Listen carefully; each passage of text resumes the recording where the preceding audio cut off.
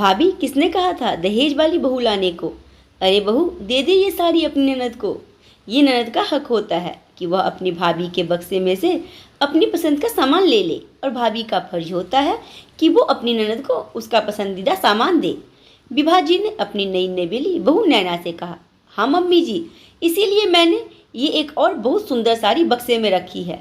ये साड़ी तो मेरी बुआ ने दी है, नैना ने जवाब दिया। लेकिन मुझे तो यही साड़ी चाहिए। नैना की ननद पीहू भी अड़ गई। विभा जी के बेटे जय की शादी नैना से हुई थी। दुल्हन के घर में आने के बाद की सारी रस्में पूरी कराई जा रही है। उन्हीं रस्मों में एक रस्म थी बहू का बक्सा खुलाई। खैर आजकल बक्से तो होते नहीं।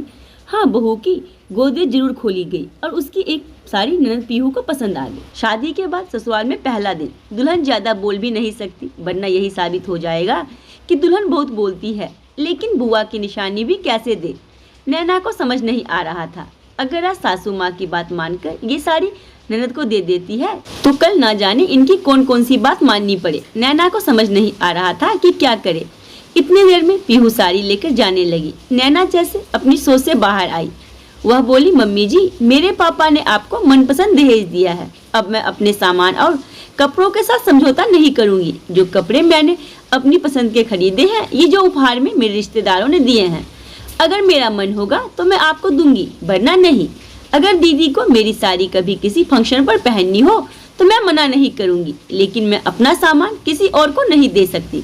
नैना की बात सुनकर विभा जी उसका मुंह देखती रह गई। उनका गुस्सा सातवें आसमान पर था। उस पर पीहू बोली कि मम्मी, भाभी तो अभी से मुझे अपने सामान की धौंस दिखा रही है। मुझे नहीं चाहिए कोई साड़ी। मुझे नहीं पता था कि भाई की शादी में मेरा इतना अपमान होगा, वरना मैं तो आती ही नहीं। नैना की बात सुनकर विभा जी गुस्से से बोली, बहू संभल कर बोलो। आज ही तो तुम विदा होकर आई हो इस घर में और आज ही ये तेवर। अभी तुम्हारे पापा से बात करती हूँ। मम्मी जी, मैंने किसी का कोई अपमान नहीं किया, ना ही मैंने बदतमीजी से बात की है। मेरे पापा ने आप सबकी मनपसंद कपड़े पहले ही दे दिए हैं और 22 लाख रुपए नगद दिए हैं दहेज में। सबके लिए सोने की चेन और अंगूठी भी दी है और घूमने के लिए 18 लाख की गाड़ी भी दी है। फिर मेरे सामान पर नजर क्यों रखनी है?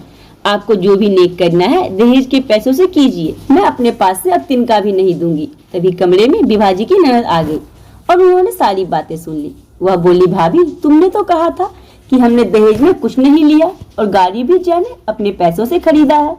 ननद के सामने अपना झूठ खुलते देख विभा जी इधर उधर देखने लगी और बोली, देखो ना दीदी, ये बहू किस तरह की बात कर रही है। ना कोई शर्म ना लिहाज। भाभी, बहू की कोई गलती नहीं है। आपने इतना दहेज लिया है, उसके बाद भी बहू सारी रस्में पूरी कर रही है।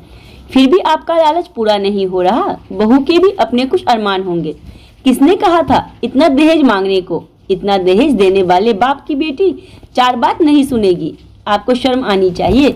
जब पीहू की शादी हुई तब तो आप दहेज के इतने खिलाफ थी और अपने बेटी की शादी में दहेज के लिए आपने अपने उसूल बेच दिए। उस पर भी इस बच्ची के साथ तेवर दिखाना चाह रही है।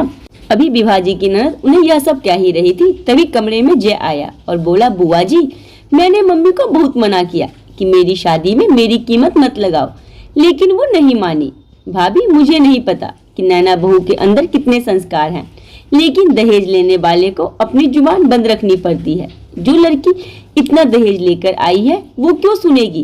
किसने कहा था दहेज वाली लड़की लाने को? अगर अपना रुतबा बनाए रखना था तो बिना दहेज की लड़की लाती। वो आपकी 4 बात सुनकर चलती। अब आपने अपना रुतबा खत्म करके अपने आप को भिखारी बना लिया है और लाओ दहेज वाली बहू। ननद की बात सुनकर विभा जी को अपनी गलती समझ आ गई। वह चुपचाप कमरे से बाहर आ गई, क्योंकि अब तो कुछ हो ही नहीं सकता था। अपना सम्मान वो अपने आप खो चुकी थी। पीहू भी साड़ी वही छोड़कर अपनी माँ के साथ बाहर आ गई। इधर नैना ने वो साड़ी बुआ जी को देकर उनके पैर छुए और बोली, मुझे माफ करना बुआ जी, लेकिन अगर मैं आज अपनी मनपसंद साड़ी दीदी को दे देती तो ना जाने कल वो फिर किस चीज पर अपना अधिकार जमाती। ये साड़ी आप रखिए। इस रस्म पर आपका भी तो हक बनता है। कोई नहीं बहू, तू अपनी जगह सही है। बड़ों का सम्मान करना, लेकिन अपना आत्मसम्मान मत खोना, कहकर बुआ जी कमरे से बाहर आ गई। दोस्तों, आज भी हमारे समाज में दहेज की प्रथा खत्म नहीं हुई है।